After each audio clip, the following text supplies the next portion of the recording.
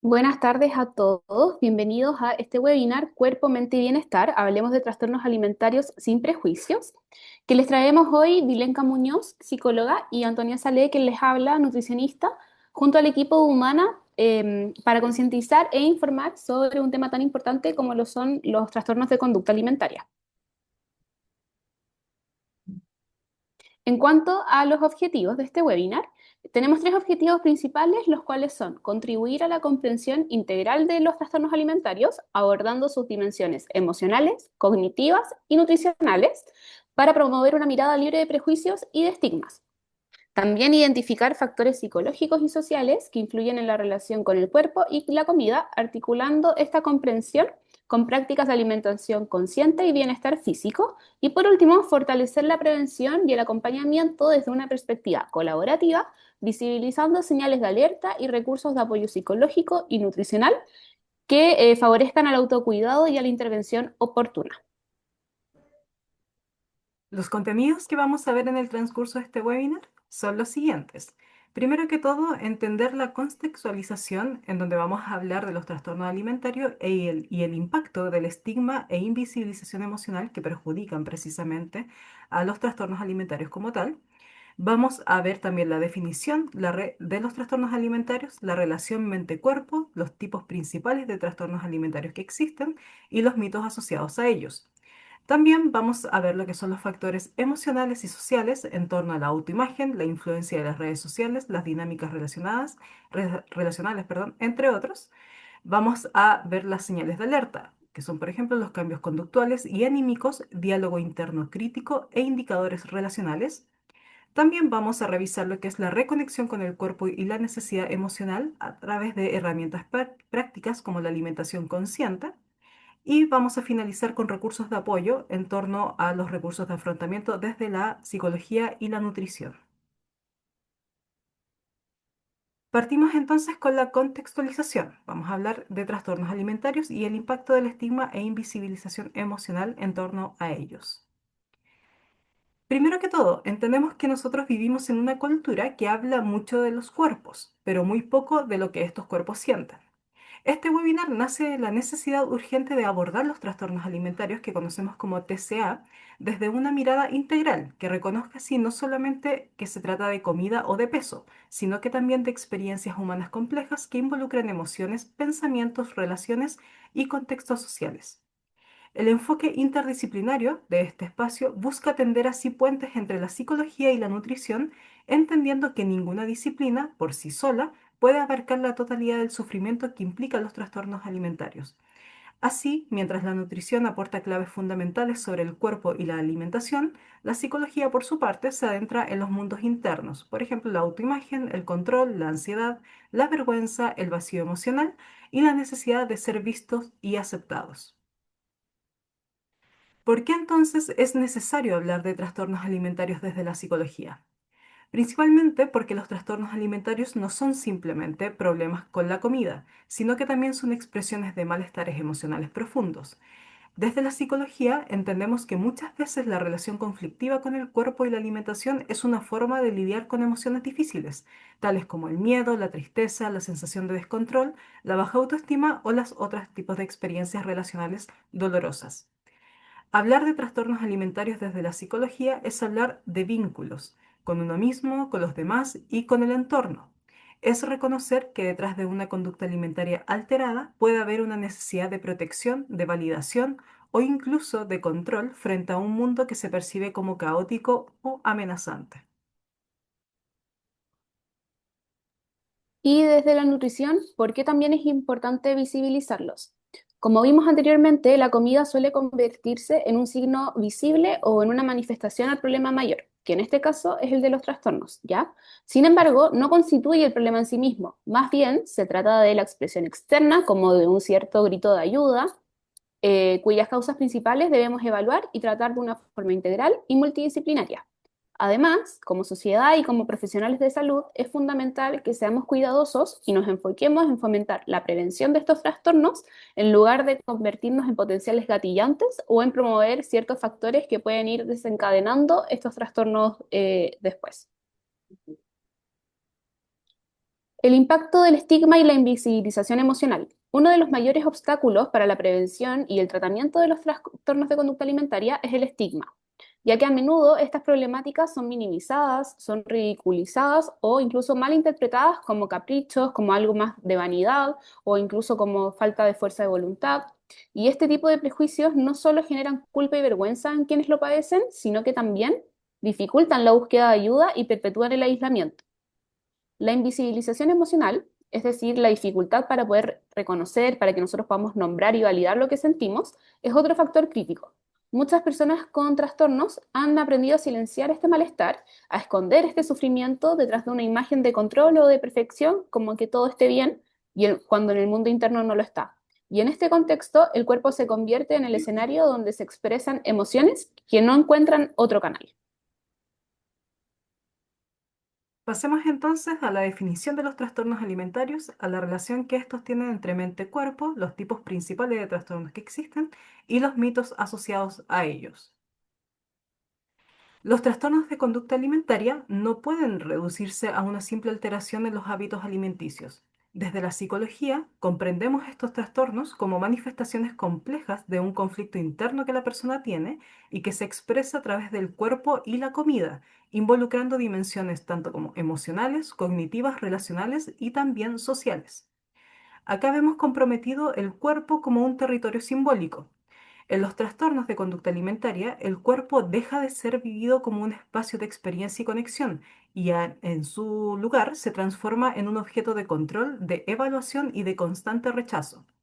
La imagen corporal, por lo tanto, se distorsiona no solamente por factores perceptivos de la misma persona en cuestión, sino que también por significados emocionales profundos. Por ejemplo, el cuerpo se convierte en el blanco de la frustración, de la vergüenza, del miedo o incluso el deseo constante asociado a la perfección. Para muchas personas, el cuerpo presenta una forma de comunicar lo que no puede decirse con palabras: el sufrimiento, la necesidad de afecto, el deseo de invisibilizarse o de ser vistos. Así, el cuerpo se convierte en un escenario donde se visualiza el conflicto emocional interno. La emoción como núcleo del malestar. Los trastornos de conducta alimentaria están muy ligados a la dificultad para reconocer, expresar y regular nuestras emociones. La comida o la restricción de esta se vuelve una estrategia para lidiar con estados emocionales intensos, como por ejemplo la ansiedad, el vacío, la rabia e incluso la tristeza. En este sentido, el acto de comer compulsivamente puede ser una forma de calmar el dolor emocional, mientras que la restricción puede representar una búsqueda de control frente al caos interno que presenta esta persona. La emoción no reconocida se canaliza a través de conductas alimentarias que ofrecen una especie de alivio momentáneo, pero que a largo plazo profundizan el malestar y obviamente también afectan la salud de la persona en cuestión. El control como mecanismo de defensa. Uno de los rasgos psicológicos más frecuentes dentro de los trastornos de conducta alimentaria es la necesidad de control. En contextos donde la persona se siente impotente, insegura o emocionalmente desbordada, controlar su cuerpo y la comida puede convertirse de alguna u otra forma en una manera de recuperar una sensación de dominio. Este control puede expresarse en rituales alimentarios rígidos, en la obsesión por contar las calorías, en la evitación de ciertos alimentos o en la compulsión por ejercitarse. Aunque estas conductas parecen ofrecer seguridad, en realidad refuerzan constantemente lo que es la ansiedad y el aislamiento. El control también puede estar vinculado a las dinámicas familiares o sociales, donde la persona ha aprendido que su valor depende mucho de su rendimiento, de la apariencia o de la obediencia. En estos contextos y en estos casos, los trastornos de conducta alimentaria pueden funcionar como una forma de cumplir con expectativas externas, aunque a costa del bienestar interno de cada persona. Y también tenemos lo que es una relación fracturada. En resumen, los trastornos de conducta alimentaria son trastornos de la relación, tanto con el cuerpo, con las emociones, con el entorno y por sobre todas las cosas, con uno mismo. No se trata solo de lo que se come o lo que se deja de comer, sino que también de cómo se vive el cuerpo, cómo se gestionan las emociones y cómo se construye la identidad. Desde la psicología, el abordaje de los trastornos de conducta alimentaria implica reconstruir los vínculos internos y externos, recuperar la capacidad de sentir sin juicio y resignificar el cuerpo como un espacio de cuidado y expresión, no como un enemigo. Y desde la nutrición, el abordaje de los trastornos de conducta alimentaria, además de poder complementar el trabajo psicológico, buscan entonces promover la liberación de un control rígido y de la culpa, y así poder recuperar el disfrute de la comida en el día a día. Uno de los trastornos más conocidos es la anorexia nerviosa y acá desde la psicología la anorexia no es solo una restricción alimentaria severa o una pérdida de peso extrema, sino que es ante todo una forma de aferrarse al control en un mundo que se percibe como caótico o amenazante, donde muchas personas con anorexia experimentan una profunda necesidad de orden, de perfección y de autoexigencia que se canaliza a través del cuerpo. Acá también quiero incluir que se puede presentar anorexia en cualquier tipo de cuerpo, en cualquier tamaño de cuerpo. La diferencia es que se conoce también como anorexia atípica y la única diferencia es que se presentan los mismos signos y síntomas, pero no hay un bajo peso. ¿Ya? En cuanto a las vivencias internas frecuentes, hay una sensación de inadecuación o de insuficiencia constante, como este pensamiento de que yo nunca soy suficiente. Hay un miedo intenso a perder el control, no solo del cuerpo, sino de las emociones y de los vínculos también. La autoimagen se puede ver distorsionada, que no se corrige con la lógica. Por ejemplo, sé que estoy delgada, pero me siento enorme. Eso también es algo que se ve mucho. Orgullo o sensación de logro por resistir al hambre, como si fuera una prueba de fuerza o de valor. Y dificultad para registrar el hambre emocional o las propias necesidades. La bulimia nerviosa tiene un ciclo de culpa, alivio y castigo. Y este trastorno se caracteriza por episodios de atracones seguidos de conductas compensatorias, como por ejemplo vómitos, ayunos o ayunos prolongados, ejercicio excesivo, uso de laxantes, entre otros. Pero más allá de esta conducta, lo que predomina es que hay un ciclo emocional intenso donde se presenta ansiedad que lleva a una pérdida de control. Con esto hay un alivio momentáneo, pero después llega la culpa y el castigo. ¿Ya? Las vivencias internas frecuentes son una lucha constante entre el deseo de tener el control, pero también hay una pérdida de control. Está el uso de la comida como una anestesia emocional frente al estrés, la tristeza o la soledad. Hay una vergüenza profunda después del atracón, acompañado de autodesprecio y también de sentimientos de culpa muchas veces. Conductas compensatorias como forma de borrar el error o castigarse. Y hay una autoestima un poco más frágil, muy dependiente de la imagen corporal y sobre todo de la aprobación externa.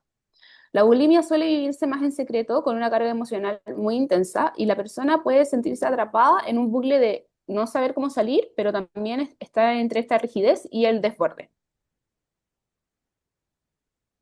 Los trastornos por atracón es el hambre emocional como grito silenciado. En este trastorno, los episodios de atracones no van seguidos de conductas compensatorias a diferencia de la bulimia.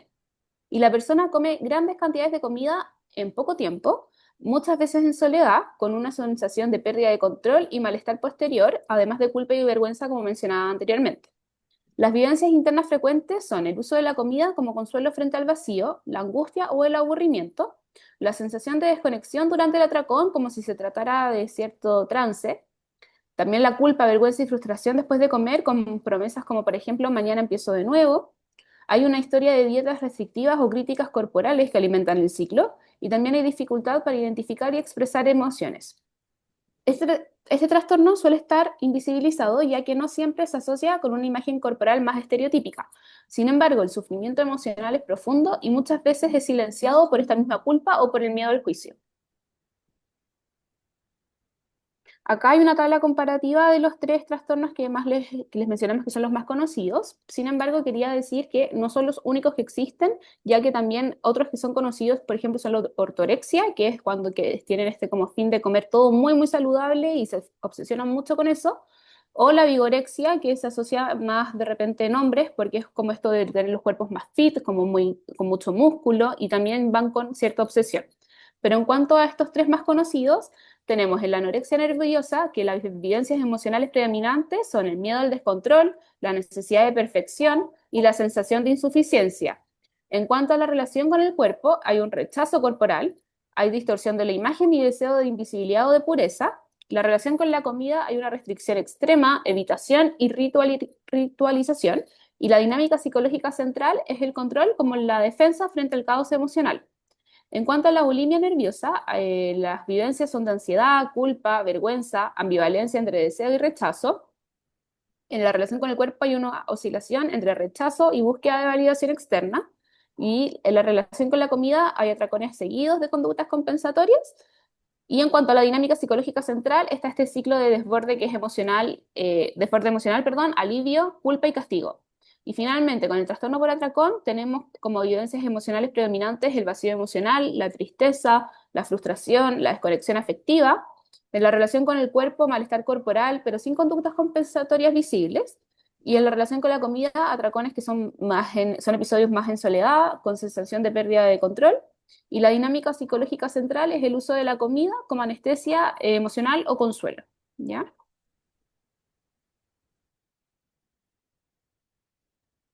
Ya.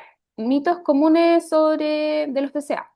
Primero, que los TCA solo son un problema con la comida. La realidad es que la comida es solo el síntoma visible y los TCA son formas de gestionar emociones intensas, conflictos internos y necesidades relacionales no satisfechas. La conducta alimentaria alterada suele ser una estrategia para lidiar con este dolor, con este vacío, ansiedad o el deseo de control que muchas veces se presenta. Otro mito muy frecuente es que solo las mujeres jóvenes padecen TCA, y aunque históricamente se ha visibilizado más en mujeres adolescentes, los TCA afectan a personas de todas las edades, de todos los géneros y contextos socioeconómicos y también en todos los tipos de cuerpo.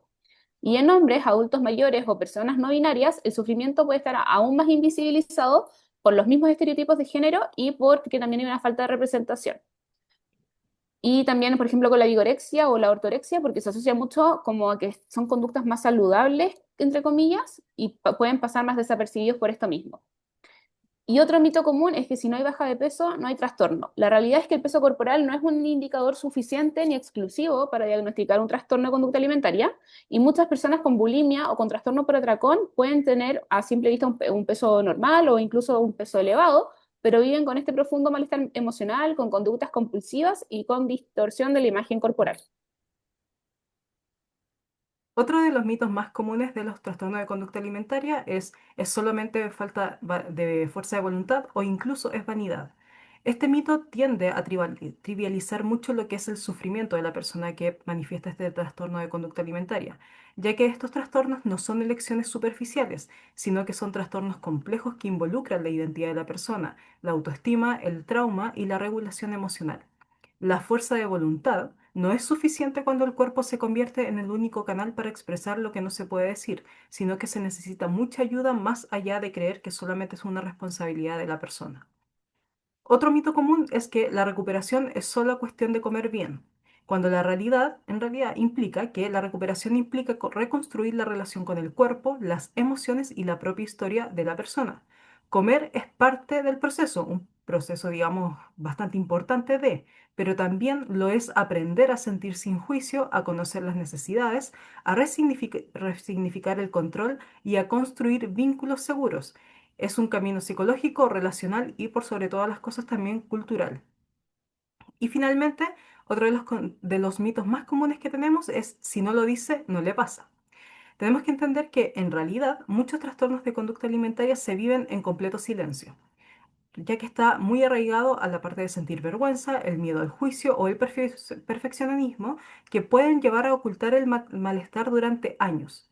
La invisibilización emocional es parte del trastorno, por lo que es clave, pero de forma muy importante, aprender a leer señales indirectas y por lo tanto también a ofrecer espacios seguros para hablar de estos temas sin el juicio de por medio, que es lo que hace que una persona que manifiesta estos trastornos de conducta alimentaria tiende a enfrentar y por eso decide callar. Pasemos a los factores influyentes, que son los factores emocionales y sociales, la autoimagen, la influencia de redes sociales, dinámicas relacionales, entre otros. Los trastornos alimentarios no surgen en el vacío, sino que son el resultado de múltiples factores que interactúan entre sí. Por ejemplo, tenemos lo que son las vulnerabilidades emocionales, las exigencias sociales, las dinámicas familiares y los modelos culturales que moldean la forma en que las personas se relacionan con su cuerpo, su identidad y también sus emociones. La autoimagen, la autoestima y el perfeccionismo. La autoimagen, es decir, cómo una persona se percibe a sí misma y valora su cuerpo, suele estar profundamente distorsionada en los trastornos de conducta alimentaria.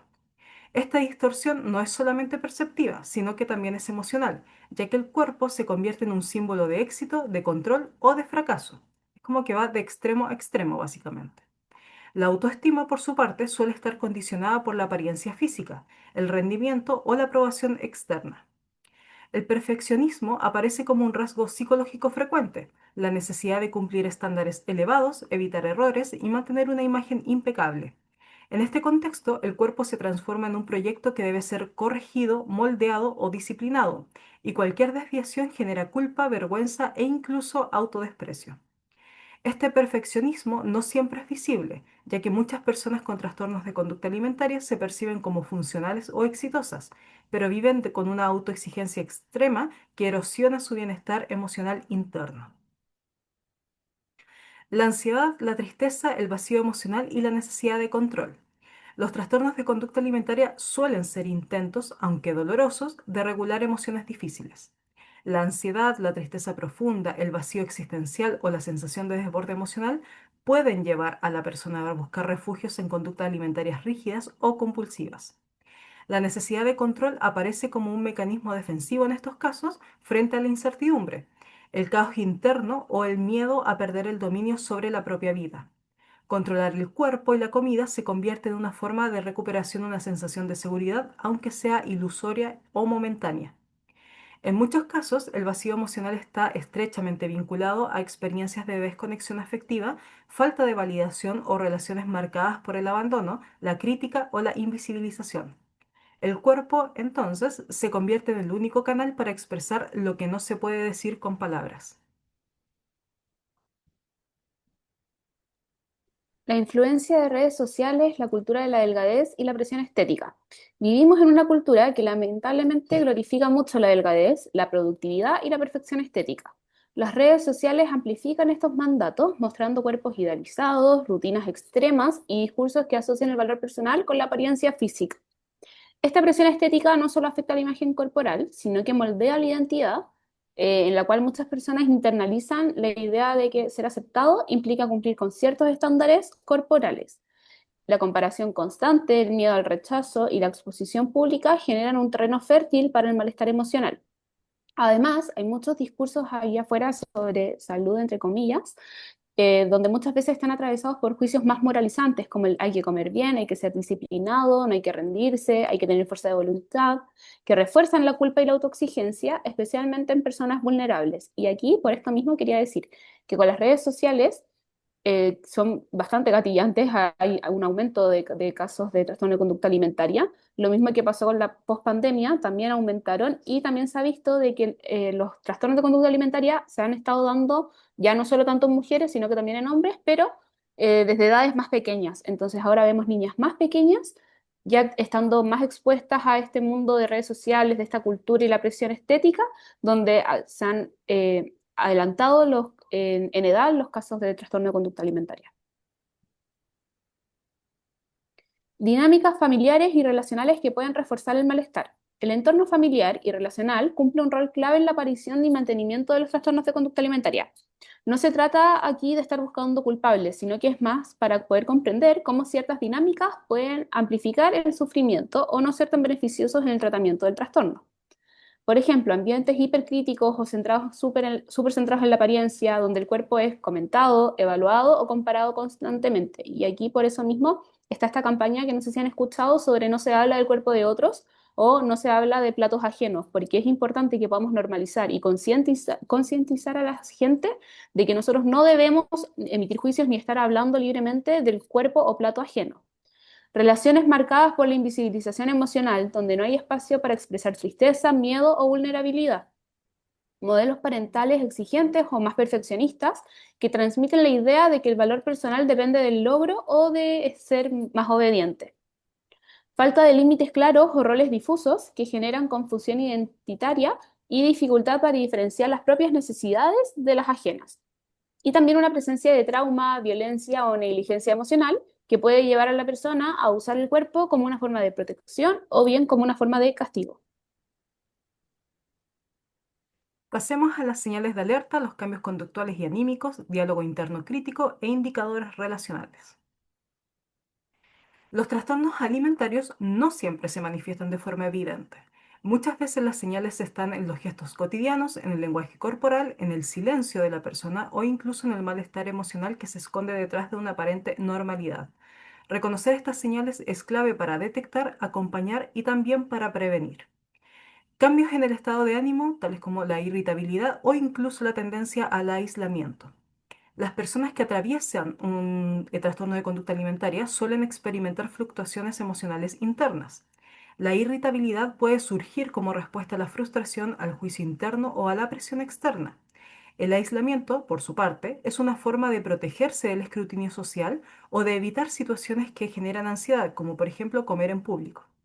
Estos cambios no siempre se expresan verbalmente. A veces se manifiestan en el retraimiento, en la pérdida de interés por actividades que antes se consideraban placenteras, o en una actitud defensiva frente a las preguntas sobre el bienestar.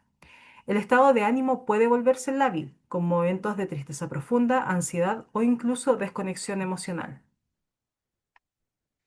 Conductas de evitación, culpa o ritualización en torno a la comida.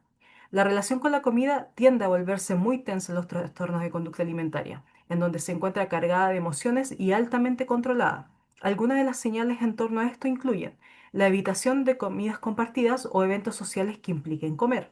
Justificaciones constantes para no comer, como por ejemplo decir no tengo hambre, ya comí o me cae mal la comida. Sentimientos de culpa o vergüenza después de comer, incluso por porciones pequeñas. Y la ritualización, cortar la comida en partes exactas, comer muy lento o muy rápido, seguir reglas rígidas autoimpuestas. Estas conductas no son simples hábitos, sino que se transforman más bien en estrategias de regulación emocional que buscan controlar el malestar interno, evitar el juicio externo o mantener una sensación de dominio sobre el cuerpo. Diálogo interno crítico y pensamientos obsesivos sobre el cuerpo. Una de las señales más dolorosas y también menos visibles es el diálogo interno hostil. La persona se habla a sí misma con dureza, se critica constantemente y vive con pensamientos obsesivos sobre su cuerpo, su peso o su apariencia. Muchas frases como soy un desastre, no merezco comer, mi cuerpo es repugnante, me doy asco, etcétera, pueden estar presentes de forma silenciosa pero persistente. Esta voz interna se convierte en una fuerte constante de sufrimiento, reforzando esta baja autoestima y la necesidad también de control. Los pensamientos obsesivos pueden incluir comparaciones constantes, chequeo corporal frente al espejo, miedo a engordar o fantasías de una perfección física. Y este nivel de autoexigencia genera ansiedad, insatisfacción crónica y desconexión del cuerpo como espacio habitado. Indicadores relacionales, dificultad para hablar del tema, mucho secretismo y rechazo al contacto. Los TCA suelen vivirse en silencio, donde la persona puede sentir vergüenza, miedo al juicio o temor a perder el control si es que llega a hablar del tema. Y esto se traduce en evasión de conversaciones sobre comida, cuerpo o emociones, mucho secretismo respecto a hábitos alimentarios, rutinas o malestares físicos, un rechazo al contacto físico o emocional, como abrazos o preguntas afectivas, gestos de cuidado, entre otras, y también irritación o un cierre emocional ante intentos de acercamiento. Estas señales no indican falta de interés o frialdad, sino es una necesidad de poder protegerse y el cuerpo se convierte en una frontera emocional donde el silencio es una forma de sostener lo que no se puede nombrar. Pasemos a lo que es alimentación consciente y alimentación intuitiva, la reconexión con el cuerpo y la necesidad emocional y herramientas prácticas para esto. Comer con conciencia es una práctica emocional, no solamente nutricional. La alimentación consciente no es una técnica dietética ni tampoco una moda pasajera. Desde la psicología se entiende como una forma de reconectar con el cuerpo, las emociones y el presente, transformando el acto de comer en una experiencia de cuidado, escucha y regulación emocional. Entonces, ¿qué significa comer con conciencia? Primero que todo, implica estar presente emocional y corporalmente durante el acto de comer, reconociendo no solamente el hambre física, sino que también el hambre emocional, el placer, la saciedad, los pensamientos que emergen en torno a la comida. No se trata de comer perfectamente, sino más bien de cultivar una relación más amable y menos automática con el cuerpo y la alimentación. Como por ejemplo, no es comer por comer. Ujú. Es una práctica que invita a observar sin juzgar, a sentir sin reprimir y a elegir desde el cuidado, no desde la culpa. Desde esta perspectiva, entonces, comer con conciencia es también una forma de romper con patrones compulsivos, restrictivos o ritualizados, permitiendo que el cuerpo recupere su voz y que las emociones encuentren un canal legítimo de expresión. Reconectar con el cuerpo, el placer y la necesidad emocional. En los trastornos alimentarios, el cuerpo suele vivirse como un enemigo, u objeto de control o fuente de vergüenza. La alimentación consciente propone reconstruir este vínculo corporal desde el respeto, el placer y la escucha interna. Esto implica, primero que todo, sentir el cuerpo, registrar señales de hambre, de saciedad, de tensión o de relajación sin juicio alguno. Validar el placer, permitir que la comida sea fuente de disfrute, no de castigo o culpa. Y finalmente también reconocer el hambre emocional, distinguir cuándo se come para calmar una emoción y aprender a atender esta necesidad de forma más saludable. Básicamente entendemos con esto que el cuerpo deja de ser un campo de batalla y se convierte más bien en un territorio habitado, sensible y digno de nuestro cuidado. En el tratamiento de los trastornos de conducta alimentaria, la alimentación consciente puede ser una herramienta valiosa. Sin embargo, es fundamental considerar en qué etapa del proceso se incorpora. La persona debe encontrarse en un estado de mayor estabilidad y con señales internas, como por ejemplo señales de hambre y saciedad más reguladas para poder aplicar adecuadamente estrategias de alimentación consciente y o de alimentación intuitiva. Por otro lado, ambos enfoques y sus estrategias resultan beneficiosos y recomendables para la población general en la vida cotidiana. Herramientas prácticas para cultivar la alimentación consciente. Primero podemos utilizar un registro emocional previo y post al comer, donde describimos brevemente cómo nos sentimos antes de comer. Presentamos ansiedad, había tristeza, era más por aburrimiento o qué otra emoción estábamos sintiendo antes de comer. Registrar cómo te sientes después. Hubo culpa, hay alivio, hay satisfacción, estoy saciado. Este ejercicio permite identificar patrones emocionales asociados a la comida y abrir espacio para la reflexión. Otra herramienta son utilizar pausas conscientes. Antes de comer, hacer una pausa breve para respirar, observar el plato, conectar con el momento. Durante la comida, notar sabores, texturas, ritmo, sin distracciones. Y después, poder registrar cómo se siente el cuerpo y la mente. Estas pausas ayudan a romper la automatización y fomentar la presencia. Y también la autoobservación sin juicio. Observar pensamientos como no debería comer esto o me veo horrible sin intentar cambiarlos de inmediato, sino que aceptar el pensamiento y luego poder darle una vuelta. Nombrar lo que se siente, por ejemplo, siento miedo, me estoy comparando y validar esa emoción. Y esta práctica fortalece la compasión interna y la regulación emocional. En cuanto a la alimentación intuitiva, fue creado por dos nutricionistas estadounidenses en 1995 y ha tenido varios estudios, ¿ya? Actualmente es lo que se considera un modelo, el modelo de una relación saludable con la comida y por ello es la conducta más recomendada. Si bien la alimentación intuitiva y la alimentación consciente comparten similitudes, no son lo mismo, y al igual que ocurre con la alimentación consciente, es importante evaluar en qué etapa del proceso terapéutico es adecuado poder incorporarla, ya que si la persona con el trastorno todavía no tiene bien regulado por ejemplo, su temperamento, se habla de un termómetro en trastornos, ¿ya? Entonces, si es que aún no sabe identificar bien sus señales de hambre y saciedad, no puede ser incorporada la alimentación intuitiva aún en esa parte del tratamiento, ¿ya? Y acá abajo, donde está esta línea, tenemos el continuo de la conducta alimentaria, donde en un extremo tenemos alimentación intuitiva y hacia el otro extremo tenemos trastornos de conducta alimentaria. Pero no porque no tengamos un trastorno de conducta alimentaria significa que nuestra conducta alimentaria es saludable o es la mejor relación con los alimentos, ¿ya? No es que si no tengo trastorno, entonces presento alimentación intuitiva, no. Y entre medio se pueden presentar conductas alimentarias alteradas. Por ejemplo, ser dietante crónico, que es estar a dieta constantemente, o usar esto de clasificar o etiquetar la comida como buena, mala, saludable, no saludable, esto es veneno, etcétera. También problemas con imagen corporal, utilizar métodos de compensación, entre otras más. En cuanto a los principios de la alimentación intuitiva se trabaja con 10 principios. Estos son más unas guías y no son nuevas reglas a incorporar, como a diferencia de las dietas, sino que son para orientarnos. Entonces, el primero, y los otros que tampoco van en orden cronológico, sino que se pueden ir incorporando en desorden, digámoslo así. Tenemos rechazar la cultura de dieta, que es dejar de lado las dietas restrictivas y soltar esta promesa como de la pérdida de peso. También honrar nuestra hambre, comer cuando se tiene hambre fisiológica sin esperar un momento predefinido. Hacer las paces con la comida, aceptar que todos los alimentos como neutrales, ¿ya? Sin clasificar como alimentos buenos o malos. También descubrir el factor de satisfacción, disfrutar de la comida y buscar también el placer en ella, porque la comida tiene un componente de placer, ya que somos seres emocionales y sociales. Sentir la saciedad, prestar atención, perdón, a las señales de nuestro cuerpo que indican cuando uno ya está lleno. También desafiar a la policía alimentaria, que no, es no permitir que reglas externas o que otros dicten o nos digan, esto indique el qué podemos comer o cómo y cuándo. También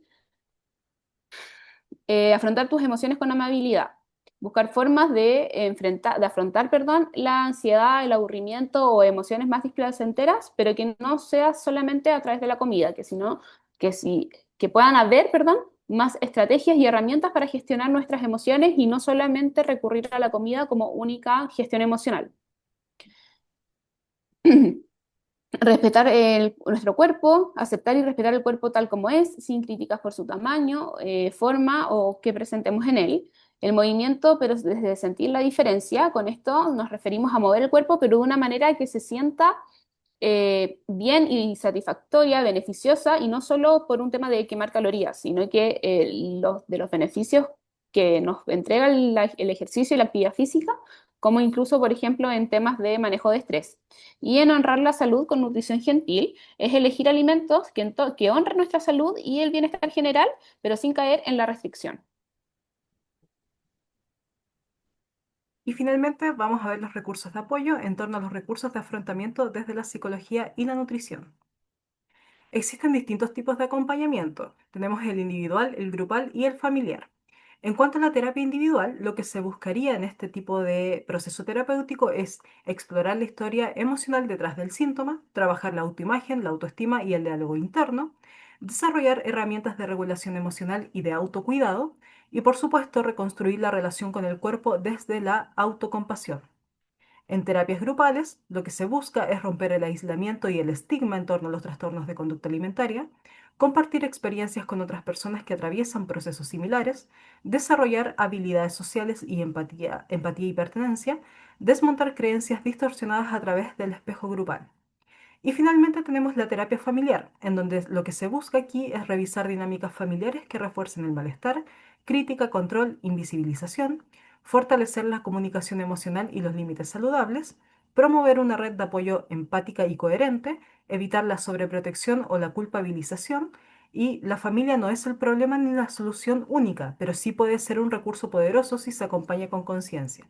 Entonces, en estos tipos de acompañamiento, no es que solamente se va a escoger uno, pueden ser complementarios, pero cada uno depende de qué es lo que vaya necesitando la persona en torno a lo que esté presentando como una necesidad en base a estos trastornos de conducta alimentaria.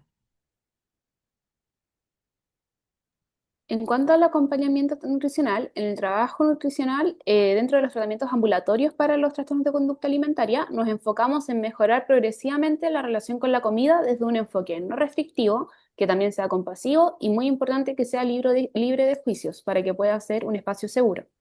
Esto incluye una educación alimentaria clara, cómo derribar mitos y utilizar diversas herramientas, y un trabajo coordinado con las otras áreas del equipo.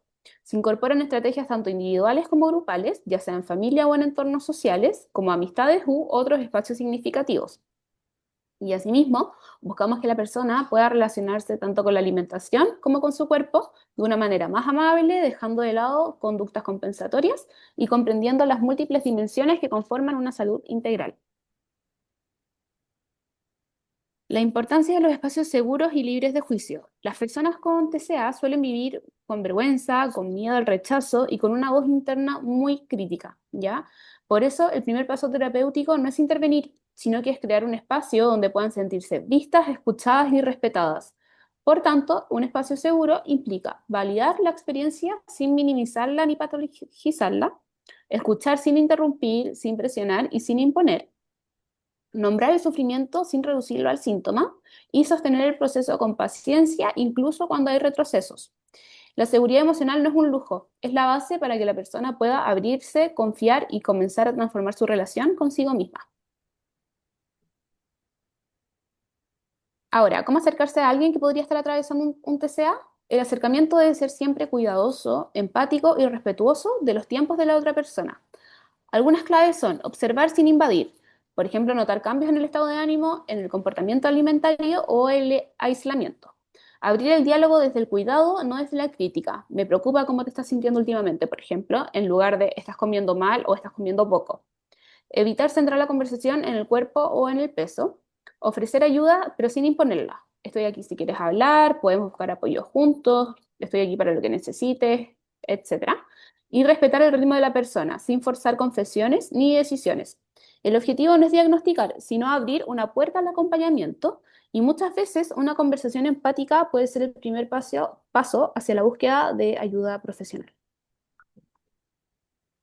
Y finalmente tenemos la articulación de trabajo interdisciplinario, en donde el abordaje de los trastornos de conducta alimentaria requiere de un trabajo interdisciplinario coordinado, donde cada profesional aporta desde su especialidad, pero con una mirada compartida, la dignidad, la complejidad y la humanidad de la persona en el centro. Los psicólogos, por ejemplo, abordamos el mundo emocional, los vínculos, la identidad y la regulación afectiva. Los nutricionistas especializados en trastornos de conducta alimentaria trabajan la relación con la comida desde un enfoque no restrictivo, respetuoso y libre de juicios. Los psiquiatras evalúan la necesidad de la medicación en caso de comorbilidad, como por ejemplo cuando existe depresión, ansiedad o TOC, a la par de los trastornos de conducta alimentaria. Los médicos generales monitorean el estado físico y previenen complicaciones médicas. Y los docentes, orientadores y trabajadores sociales pueden detectar señales tempranas y facilitar el acceso a redes de apoyo mediante derivaciones. Y acá finalizamos lo que ha sido este webinar del día de hoy. Le agradecemos a las personas que fueron parte de él. Acá tenemos el código QR. En el caso de que quieran compartir su opinión, lo pueden escanear. Y muchas gracias, obviamente, por su participación.